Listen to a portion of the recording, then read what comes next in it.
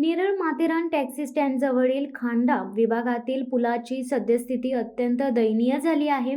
पुलावर असंख्य खड्डे पडले आहेत व त्या खड्ड्यांमधून लोखंडी शिगा बाहेर आल्या आहेत. या शिगा चिखलमय पाण्यातून दिसत नसल्याने पुलावरून प्रवास करणाऱ्या शाळकरी विद्यार्थी, नागरिक, पर्यटक यांच्या जीवाला धोका निर्माण झालाय.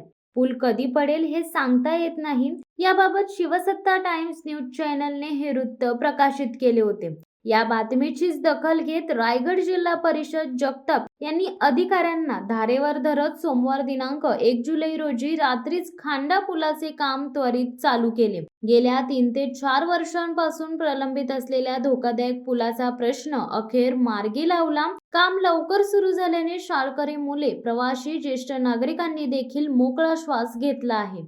शिवसत्ता टाइम्ससाठी संदेश साळुंके, नेरळ. धडक बेधडक वृत्त देणाऱ्या आपल्या शिवसत्ता टाइम्स न्यूज चॅनलला लाल बटन दाबून सबस्क्राईब करा आणि बेल आयकॉनला क्लिक करायला विसरू नका.